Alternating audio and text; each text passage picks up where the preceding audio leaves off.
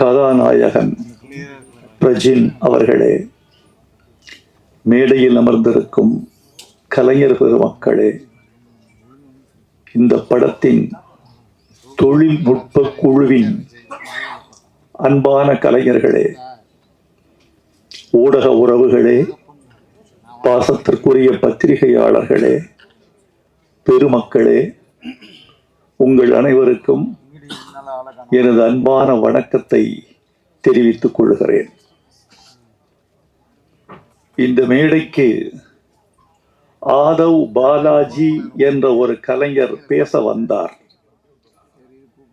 அறிவிப்பாளர் அவர் பெயரை சற்றே தடம் மாற்றி ஆதங்க பாலாஜி என்று அறிவித்தார். ஆதவ் பாலாஜி என்பது அவருக்கு இயற்பெயர். ஆனால் திரையுலகத்தின் தற்கால நிலைமை என்ன, கதைகளின் போக்கு என்ன, திரையரங்குகளின் நிலைமை என்ன, தயாரிப்பாளர்களின் கலவரம் என்ன, கலை உலகின் நிலவரம் என்ன என்ற ஆதங்கத்தை கொட்டிவிட்டு போனதனால் அவருக்கு ஆதங்க பாலாஜி என்பது காரண பெயராக அமைந்துவிட்டது என்று நாம் கருத வேண்டியிருக்கிறது. அதுதான் உண்மை. இந்த விழாவுக்கு நான் மகிழ்ச்சியோடு வந்திருக்கிறேன். காரணம் என்ன தெரியுமா தோழர்களே? வெற்றி பெற்ற பெருமக்களை வாழ்த்த செல்வது இயல்பு. நாம் சென்று வாழ்த்தாமலே அவர்கள் வெற்றி பெறுவார்கள். நம்முடைய வாழ்த்துறை ஒன்றும் அவர்களுக்கு தனியான கிரீடமாகி விடுவதில்லை. ஆனால் யாரை வாழ்த்த வேண்டும் என்றால் வளரக்கூடிய கலைஞர்களை வாழ்த்த வேண்டும், ஆதரவற்ற கலைஞர்களை வாழ்த்த வேண்டும், சாதிக்க துடிக்கிற கலைஞர்களை வாழ்த்த வேண்டும்.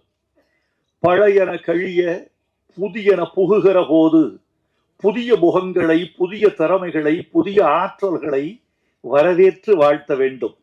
ஏனென்றால் எந்த புற்றில் எந்த பாம்போ என்று பார்ப்பவன் பழைய காலத்து மனிதன், எந்த பூவில் எந்த தேனோ என்று பார்ப்பவன் தான் புதிய காலத்து மனிதன்.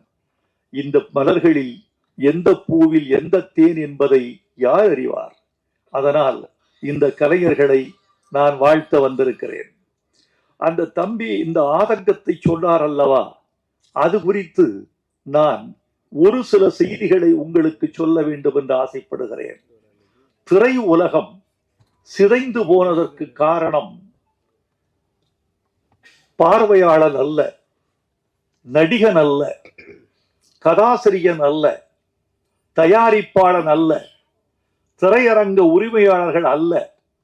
திரை உலகம் இன்று நிறம் மாறி போறதற்கும் தடம் மாறி போறதற்கும், ஒரு படம் வெளியாகிற அன்று முன்வரிசையில் மொத்தம் 12 பேர்கள் மட்டும் அமர்ந்திருப்பதற்கும், பல திரையரங்குகள் வெளியான முதல் நாள் வெளியே யாருக்கும் தெரியாமல் ஓர் ஆளை நியமிக்கிறார்கள். அந்த பதிவு சீட்டு கொடுக்கிற நபர் தன்னை மறைத்து கொண்டிருக்கிறார். வெளியே இருந்து செய்தி வர வேண்டும்.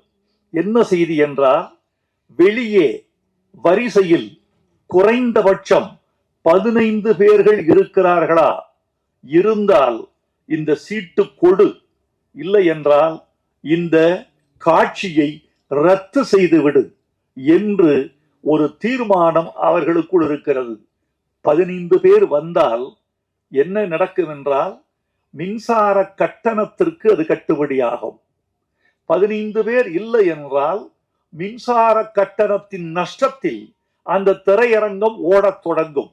அந்த கட்டணத்தை தவிர்ப்பதற்காகத்தான் பதிவு சீட்டு கொடுப்பதற்கே, அவர்கள் அனுமதி சீட்டு கொடுப்பதற்கே தயங்குகிறார்கள். இதற்கு காரணம் யார்? படம் பார்க்க ஓரளவு நல்ல படம் என்று கருதத்தக்க படத்தை கூட பார்ப்பதற்கு ஆட்கள் வராமல் தவிர்த்து போவதற்கு அல்லது அவர்கள் தயங்குவதற்கு என்ன காரணம் என்று பார்த்தால், இது ஒரு மோசமான யுகத்தில் தமிழ் சினிமா கலை இருக்கிறது. அந்த இடம் தொழில்நுட்ப காலம். இந்த தொழில்நுட்பம் என்பது மனிதர்களை, ரசிகர்களை துண்டாடிவிட்டது. கை தொலைபேசியில் ஒரு கூட்டம், கணிப்பொறியில் ஒரு கூட்டம், பிறகு ஹோம் தியேட்டரில் ஒரு கூட்டம், பிறகு திரையரங்கத்தில் ஒரு கூட்டம், ஓடிடியில் ஒரு கூட்டம், மொத்தமுள்ள ஒரு 35 லட்சம் ரசிகர்களை ஒரு 35 பிரிவுகள் துண்டாடிவிட்டன. இந்த 35 பிரிவுகளிலும் வியாபாரம் ஆகிறவன் தான் வெற்றி பெற முடியும்.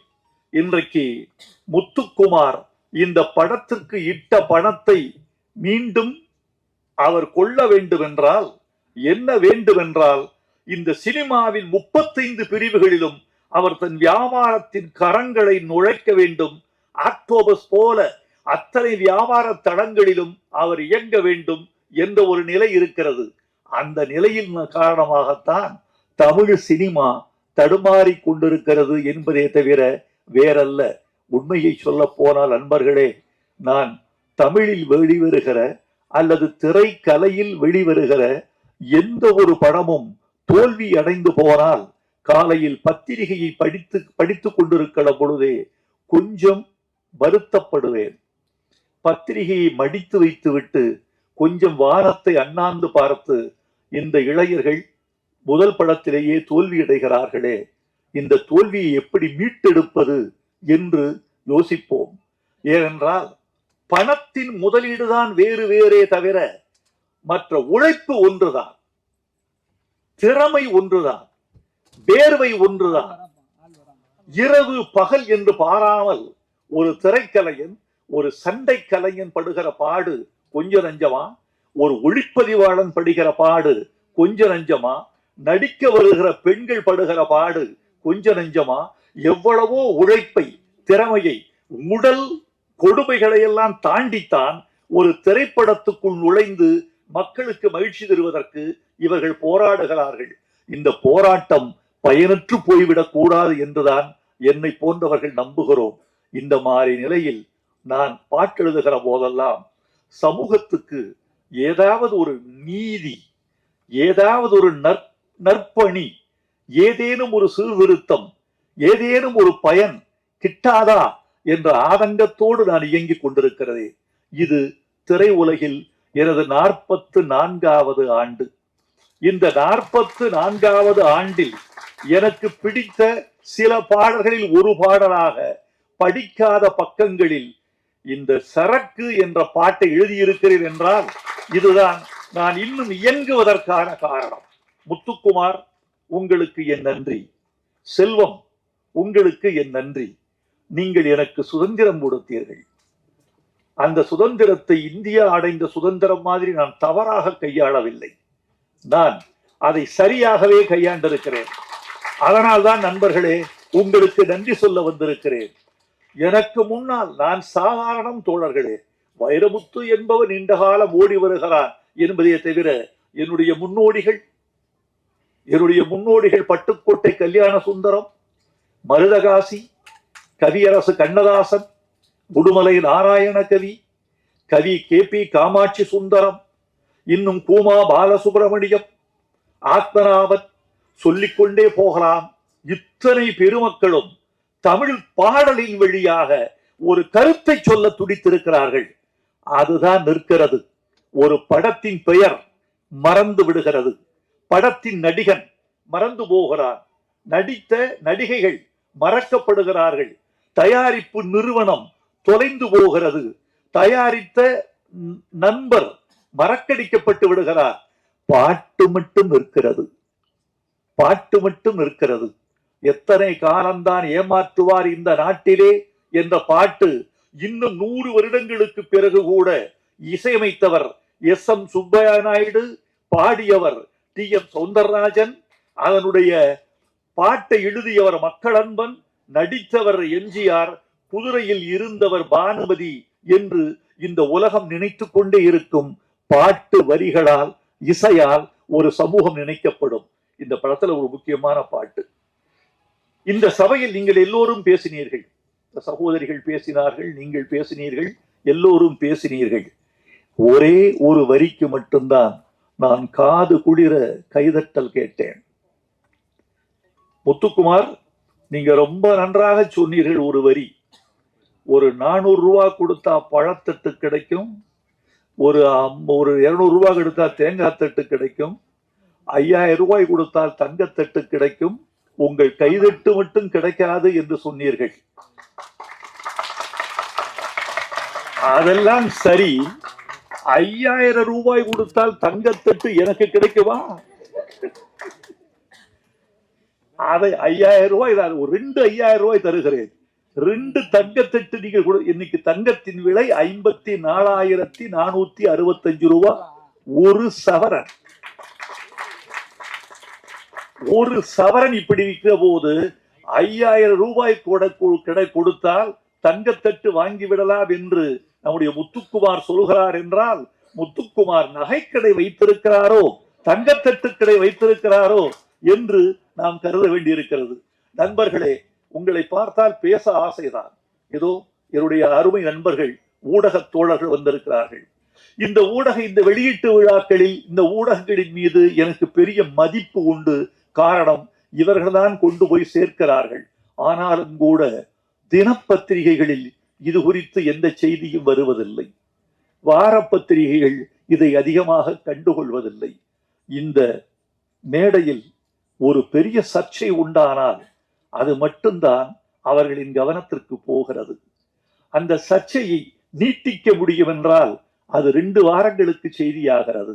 இதோ இந்த மேடையில் இருக்கக்கூடிய இந்த இளம் கலைஞர்களை வாழ்த்தி படிக்காத பக்கங்கள் என்ற பெயரில் நவீன பெண்களின் பிரச்சனைகளை மையப்படுத்தி ஒரு புதிய தயாரிப்பாளரும் இயக்குனரும் ஒரு படத்தை செய்திருக்கிறார்கள். ரசிகர்களே, காத்திருங்கள், வந்தால் ஆதரியுங்கள், பிடித்தால் தோள் கொடுங்கள் என்று நீங்கள் 4 வரி எழுதினால் அதுதான் சிறப்பு. இந்த நேரத்தில் நான் ஒரு கருத்தை சொல்ல வேண்டும் என்று ஆசைப்படுகிறேன். இவர்கள் இந்த இணையதளங்களின் வாயிலாக இவர்கள் கொண்டு செல்கிற இடம் ரொம்ப அதிகம். நீங்கள் நினைத்துக் கொண்டிருப்பீர்கள், யூடியூப் வழியாக இன்று இரவு 12 மணிக்குள் இந்த விழா செய்திகள் உலகத்தின் எல்லா மூலைகளிலும் வீசி எறியப்படும். இன்னைக்கு போயிடும். நாளைக்கு காலையில் சுவிட்சர்லாந்திலிருந்து, நெதர்லாந்திலிருந்து, ஆஸ்திரேலியாவிலிருந்து, டென்மார்க்கிலிருந்து யாரோ ஒரு தமிழர் அல்லது நிச்சயமாக ஒரு இலங்கை தமிழர் என்னை அழைத்து, உங்கள் பேச்சை கேட்டேன் ஐயா, மகிழ்ந்தேன் என்று சொல்லுவார். அந்த படம் எப்போது வெளிவரும் பார்ப்பதற்கு காத்திருக்கிறோம். இந்த காலத்தில் மதுவை எதிர்த்து ஒரு பாட்டா என்று கூட கேட்பார்கள். அப்படிப்பட்ட எல்லையை நீங்கள் தொட்டுக் கொண்டிருக்கிறீர்கள். உங்களுக்கு நன்றி. இந்த மது பாட்டை பற்றி சொல்லுகிறேன். எந்த வரிக்கு அதிகமாக நீங்கள் கைதட்டீர்கள் என்று காது கொடுத்து கேட்டேன்.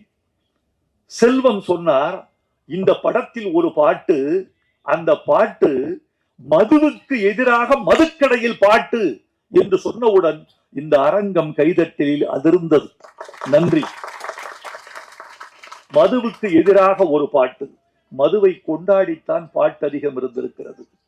தமிழ்நாட்டில் எந்த பெரும்பாலான பாடல்கள் மதுவை கொண்டாடித்தான்.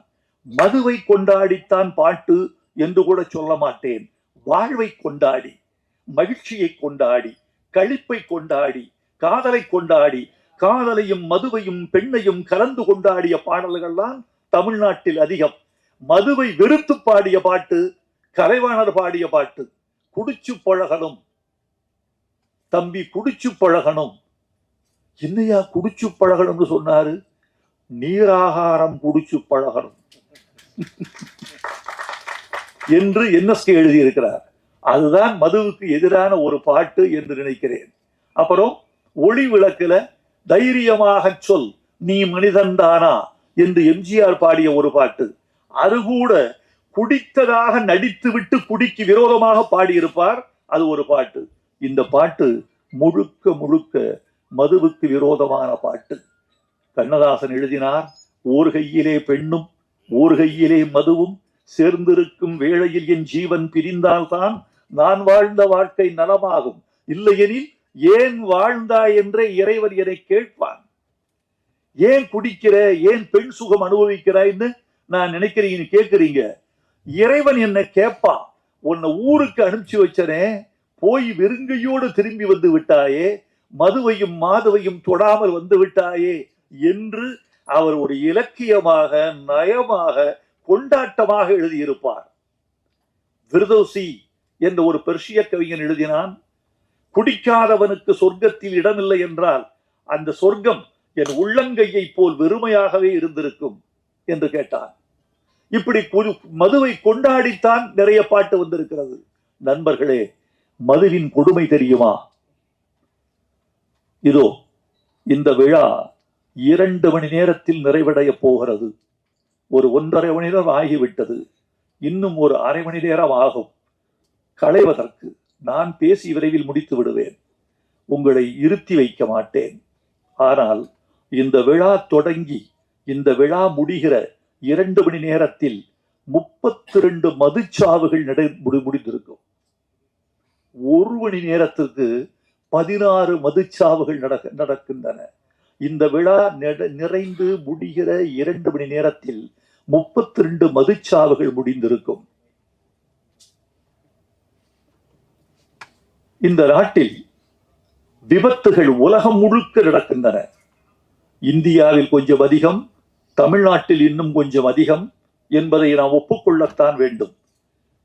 இந்த விபத்துகளில் 44 முதல் 67 விழுக்காடு மதுவினால் நடக்கிற விபத்துகள் என்பதை உலக சுகாதார நிறுவனம் அறிவிக்கிறது. விபத்துக்கு காரணம், மூளைச்சாவுக்கு காரணம், கணைய அழற்சிக்கு காரணம், கல்லீரல் வீழ்ச்சிக்கு காரணம், கல்லீரலை கடிச்சு தின்னும் மது புட்டியே எழுதியிருக்கிறது. ஓ காசு படம் பறிச்சு தின்னும் மறந்துட்டியே. என் வரிக்கு கிடைத்த வெற்றி நான் தயங்கிய இடத்தில் இயக்குனரே எடுத்து விடுகிறார். அந்த பாட்டின் மீது அவருக்கு அவ்வளவு மதிப்பு இருக்கிறது. ஒன்று சொல்லட்டுமா, 20 மில்லிகிராம் போதும்.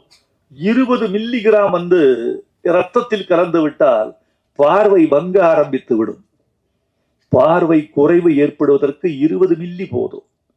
நீங்க குடித்துக் கொண்டே இருக்கிறவன் எத்தனை மில்லி ரத்தத்தில் சேரும் தெரியுமா? 30 மில்லி ரத்தத்தில் சேர்ந்தால் உங்கள் தசை உங்கள் வசத்தில் இருக்காது. நான் மதுவுக்கும் போதைக்கும் எதிரானவன். 10 வயசிலிருந்து எதிரானவன். ஏனென்றால் மதுவையும் போதையையும்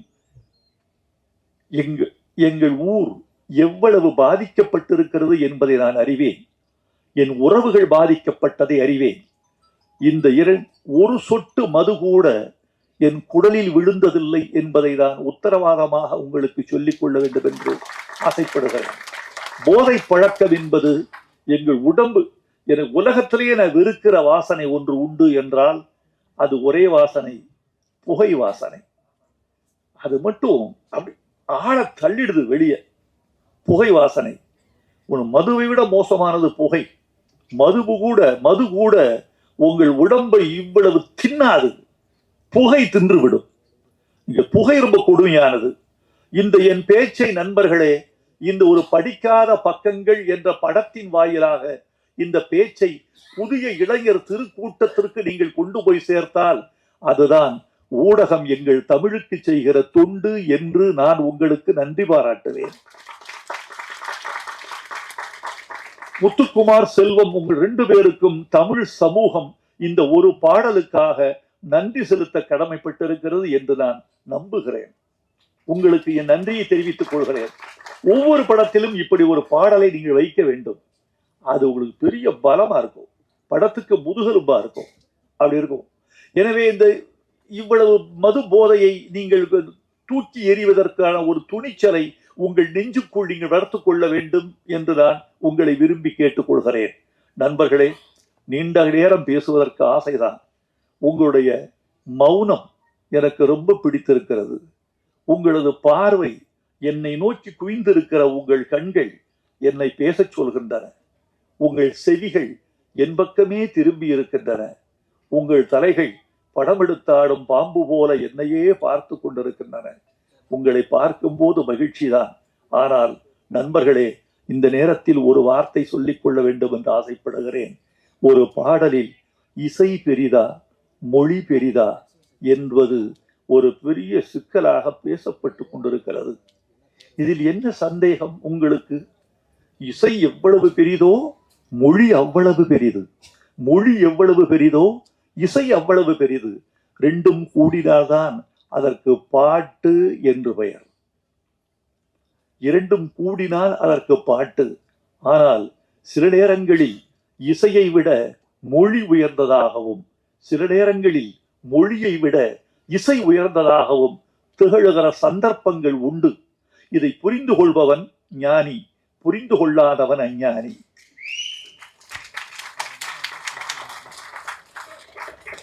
பாட்டுக்கு பெயர் வைப்பது யார்? ஒரு குழந்தை பிறந்தது. இவங்க பிறந்து ஒரு 20 நாட்கள்ல பெயர் வைத்தார்கள். ஆணுக்கு பெயர், பெண்ணுக்கு பெயர். ஏன் பெயர் வைக்கவில்லை என்றால் என்ன? பெயர் வைத்தவுடன் தான் அவர்கள் வாழ்வு அவர்களை சார்கிறது, அவர்களின் உரிமை அவர்களை சார்கிறது, சம்பவங்கள் அவர்களை சார்கின்றன, அவர்கள் உணவு அவர்களை சார்கிறது. 4 பேர் இருக்கிறார்கள். மணி, இவனுக்கு கொடு இந்த இட்லிய, அந்த இட்லி அவனை சேர வேண்டும் என்றால் பெயர். இந்த பழத்தை பிரேமாவுக்கு கொடு, பழம் ஒருத்திக்கு சேர வேண்டும் என்றால் அவள் பெயர். சுகுணாவுக்கு இந்த ஐஸ்கிரீம் கொடு, அந்த பெயர் ஐஸ்கிரீம். இதோ லட்டு இந்த மோகனுக்கு கொடு என்று பெயர் சுட்ட உடனேதான் பொருள் உரிமை ஆகிறது. பெயர்தான் பட்டா, பெயர்தான் பத்திரம், பெயர்தான் சொத்து, பெயர்தான் நீ, பெயர்தான் ஆதார். அது இருந்தால்தான் நீ இந்தியாவில் நீ. பாட்டுக்கு பெயர் வைப்பது இசையா மொழியா? மலர்ந்தும் மலராத பாதி மலர் போல என்று பாட்டுக்கு பெயர் வைத்தது மொழி. சிட்டுக்குருவி முத்தம் கொடுத்து என்று பாட்டுக்கு பெயர் வைத்தது மொழி. மன்மத லீலையை வென்றார் உண்டோ என்று பல்லவியின் பெயரை சொன்னது மொழி.